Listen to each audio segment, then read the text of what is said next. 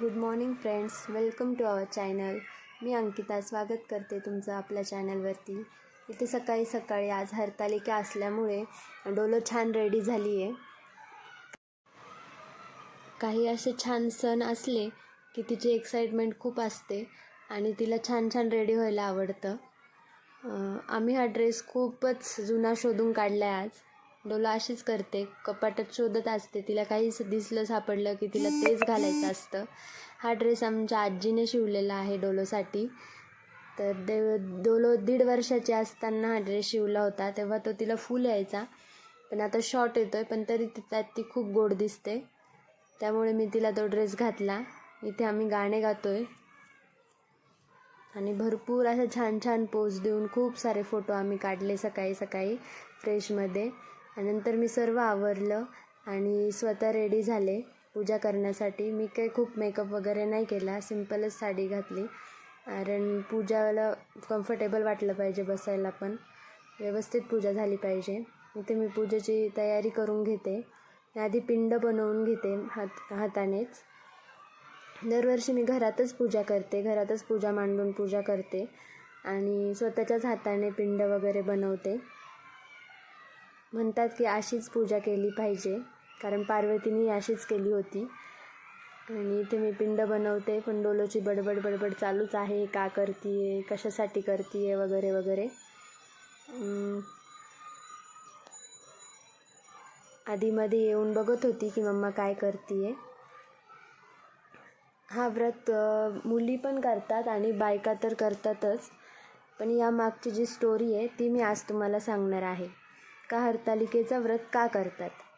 हरतालिकेचा व्रत पार्वतीने केला होता महादेवांसाठी. 64 वर्षे पार्वती झाडांची पिकली पानं खाऊन राहिली, खूप श्रम केले. पिता हिमालयाला काळजी वाटली की अशा लेकीसाठी मी कुठला वर निवडू.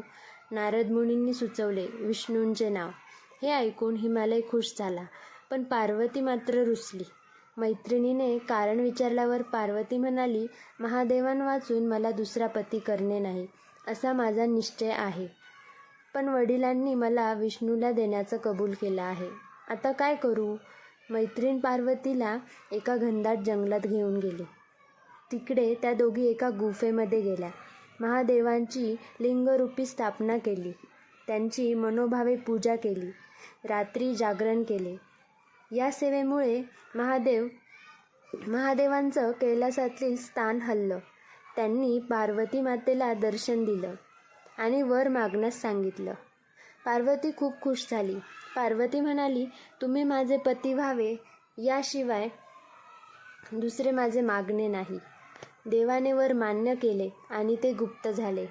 हा दिवस होता भाद्रपद शुद्ध तृतीयेचा. दुसऱ्या दिवशी पार्वतीने व्रतपूजा विसर्जित केली.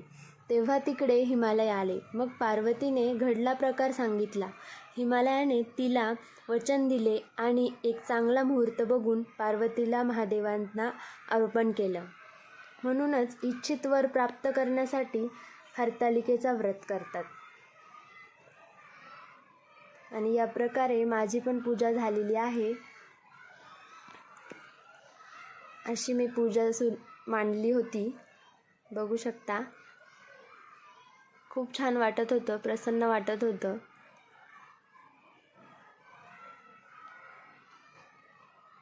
डोलोने पण माझ्यासोबत पूजा केली, छान वाटलं. त्यानंतर आम्ही दोघींनी खूप सारे फोटो काढले. मी साडी घातली की डोलोला खूप आनंद होतो, ती खूप फोटो काढते. नंतर डोलो झोपली. उठल्यावर आम्ही दळण केलं. हे बघा कशी हेल्प करते मला. त्यानंतर डोलोने थोडा तिचा होमवर्क केला. असंच तिचं एक रिव्हिजन बुक आहे, त्याच्यात ती करत असते.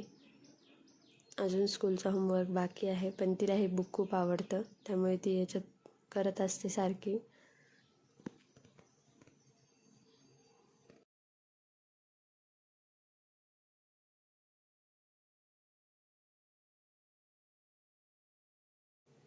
नंतर रात्री आम्ही या बुकमध्ये बघून एक्सरसाइज करत होतो. डोलो बुकमध्ये एक्सरसाइजच्या पोजेस बघून त्याच रिपीट करत होती.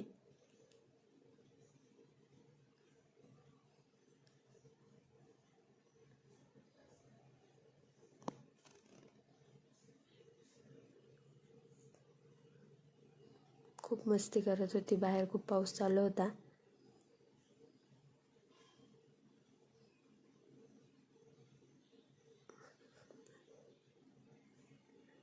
तिला एक्सरसाइजचं खूप वेड आहे.